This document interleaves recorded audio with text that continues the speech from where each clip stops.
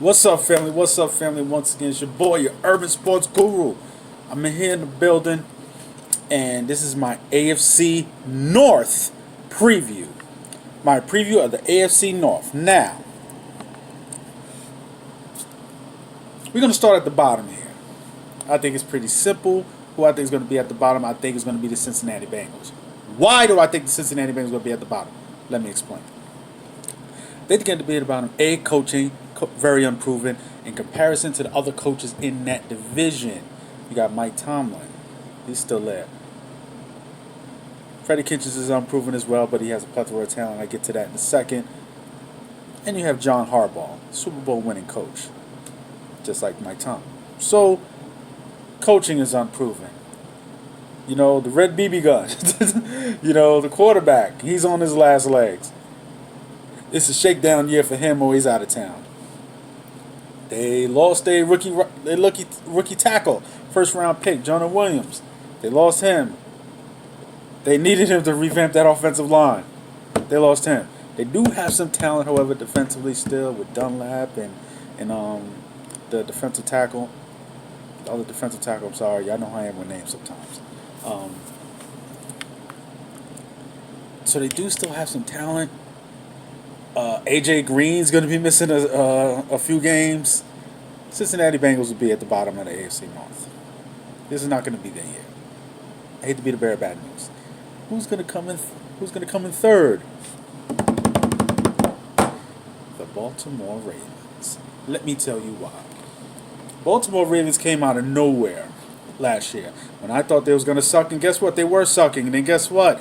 They put in Lamar Jackson at quarterback, changed everything. Completely changed the offense. They played a whole different style of football that nobody else is playing. And guess what? Nobody was ready for it.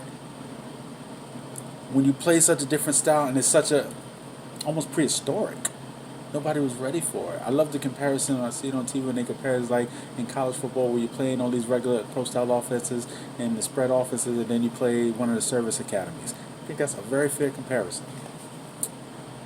But I'm going to bring this point up to y'all, and it's very simple. They played the LA Chargers. They went to LA, and they beat them up. What happened when the Chargers played them again in Baltimore? What happened? Operation Shutdown. They shut that shit down. One. Secondly, yes, they get Earl Thomas. But they lost a lot of studs on their defense. They lost 3 good linebackers. They lost a lot of studs on their defense. The defense will still be good because Baltimore. They'll replenish to some degree, but they lost some guys on their defense. Ozzie Newsome retiring, if I remember correctly, retiring. He left the franchise. They're missing that. And it's going to be felt. It's already been felt in free agency with those guys leaving. You think all those guys leave if Ozzie Newsome's still there? Hell no. Hell fucking no, they don't leave. It is going to be felt on the field this year. Now we go to Lamar Jackson. I'm going to be honest, and I'm going to say it. RG3 will start some games for the Baltimore Ravens this year. Why? Somehow, someway, Lamar Jackson will not start 16 games. Either through injury or ineffectiveness. He will not start 16 games. Who is the backup on that team? RG3. He will be a starting quarterback a few games. At least a couple of games this year for the Baltimore Ravens. I do not trust Lamar Jackson as a thrower. It's not just whether he can throw, because all quarterbacks can make throws. He wouldn't have been a first round pick if he couldn't throw. It's the decision making. It's the processing of information. You see the route combination, the ball against man, it should go here. Against cover 2, it should go here. These things, for whatever I've always said, from Pop Warner up, they're doing a disservice to black quarterbacks because they having them play this almost Sam-like style of football. That the game is not really being taught to them properly, and because it's not being taught to them properly, because of this, they're coming to the NFL. In the NFL, can't just get away with just athleticism. Just being a superb athlete, being the best athlete on the field is not going to get it done, particularly at the quarterback position. At the end of the day, your job ain't out running everybody. Your job is out to throw the football. That's your job. And that's going to befall the Ravens this year. Who I think is going to win the division? I think the Cleveland Browns. Why? Let's talk about the Pittsburgh Steelers. I don't think that you can lose Hall of Fame talent, Hall of Fame production at wide receiver, Hall of Fame production at running back, and get better the following season. I don't think that they've addressed some of the other issues that was going on in that locker room, and that's Big Ben Roethlisberger. You heard the GM said it's Big Ben and 52 other children. I'm paraphrasing when I said that, but he said something almost exactly to that. And I've been hard on Mike Tomlin. I have. I really have. But when I heard the GM say that, that made me understand what Mike Tomlin has been having to deal with. Because I know Mike Tomlin don't run his ship that way. Mike Tomlin's a stand-up guy. So I will say that Pittsburgh's defense will be better this year, even better this year than it was last year. I told y'all T.J. Watt is a steal. I told you Devin Bush is going to be really good for them.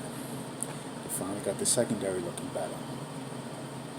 If Dupree could finally look half as good as he should be opposite T.J. Watt, they could be a top 5 defense. I really think they can, but I don't think they'll make the playoffs for the same reasons that they missed last year. Because we looked the last few years, come December, come January, they take the ball out of Ben's hands and they gave it to Le'Veon 30 times. We're riding you, take us to the promised land. We're going to ride you. Le'Veon wasn't there last year. They did not make the playoffs. Because Le'Veon wasn't there, yes, the other running back is good. But because Le'Veon wasn't there, they had no one that they felt confident like that to ride that hard. Because they didn't have someone that felt confident like that, they put it in Ben's hands, and guess what? They didn't make the playoffs. James Conner's good. He's not Le'Veon. He's not Le'Veon. And all this stuff about Juju, and Juju's good. He'll put up 80, 90 catches this year. Is he AB? No, he's not. No, he's not. Cleveland win. Everybody's talking about Cleveland's offense, and I get it. I'm picking Cleveland to win for this one very reason. Nobody's talking about their defense. I'm saying it right now. Myles Garrett is my pick for Defensive Player of the Year. Why? Everybody's saying Aaron Donald. He's won in the last 2 years. And, of course, J.J. Watt.